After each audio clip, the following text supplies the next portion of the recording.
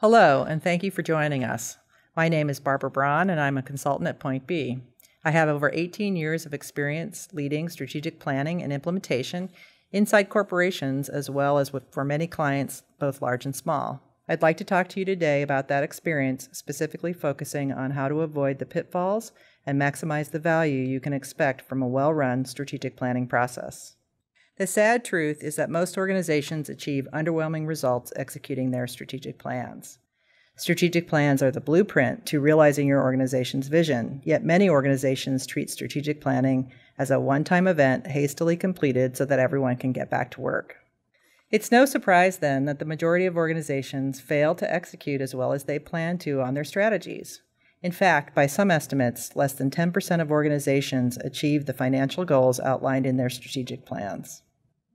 Now more than ever, organizations need to make sure they are accelerating strategic momentum and investing wisely to ensure they are strongly positioned well into the future.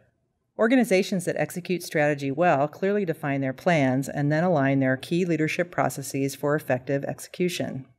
At Point B, we believe leaders need to view strategic planning as one step in the ongoing continuum of leadership and be very deliberate in structuring the planning process so it results in a plan that invests in the right plays at the right time to ensure both short and long-term competitiveness. To achieve your vision, the continuum needs to incorporate all three of the following. First, who are we? This is defined through your vision and mission. Second, where do we want to go? This is the strategic plan of short and long-term plays that will get you where you want to go when you want to get there. And third, how are we going to get there? This is all about strategic implementation, the investment in and the management of strategic projects that implement your strategy. To that end, we recommend leaders incorporate strategic planning into their everyday system of leadership and routinely follow through on a robust process of planning plus implementation. Here's a quick overview of that robust planning process. We'll be talking about each of these 8 steps individually. The first step is to clarify your mission. Most organizations don't need to revise their mission, which is a statement of what the organization exists to do, but your mission is foundational and aligns everyone in the organization on a common process and set of values, so it should be actively reaffirmed during any strategic planning process. Next comes vision. Your vision is a statement of what you want to achieve in the long run. It is a lofty, aspirational statement, like put a man on the moon in 10 years. The purpose of the vision statement is twofold. First, it helps you rally your organization around a common destination. And second, it gives you a basis for measuring progress and answering the question, are we getting there? Frame up. Leaders need to provide a framework for the planning process. The framework, often called guidance, saves a lot of time and frustration by setting expectations and boundaries for the process.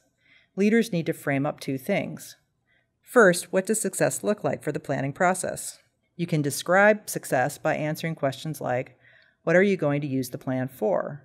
What questions do we need to answer? What goals do we expect the plan to achieve? Financial goals, market share goals, ROI, community goals? What high-level guidelines do we need to give our team? Next, frame up the actual planning process itself by answering questions like, what deliverables do we expect? Who will do the work? How and when will we run the process? Do we have the right focus and capacity?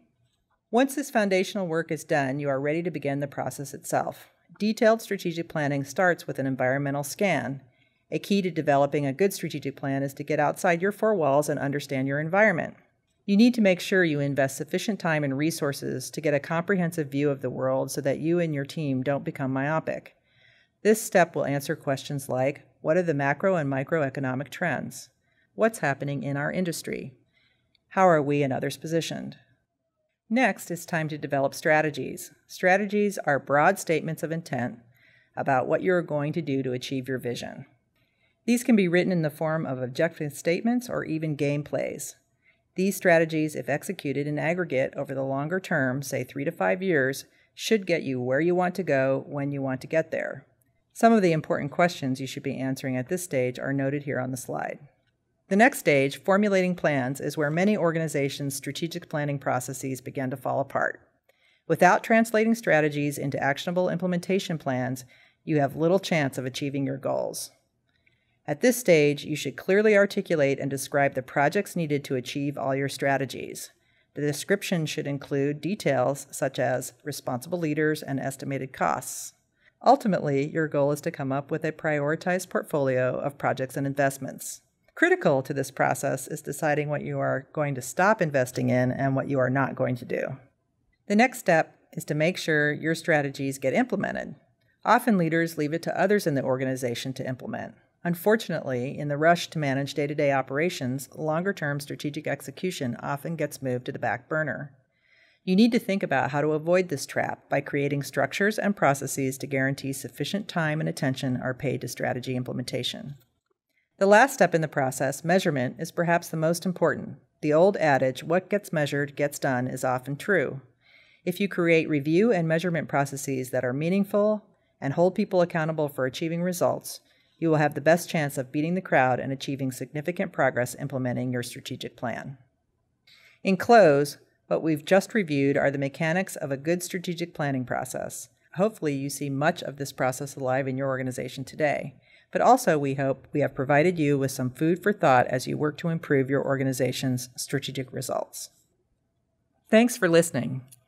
If you're interested in discussing this topic further or learning more about how Point B can help with your planning projects, please feel free to contact us.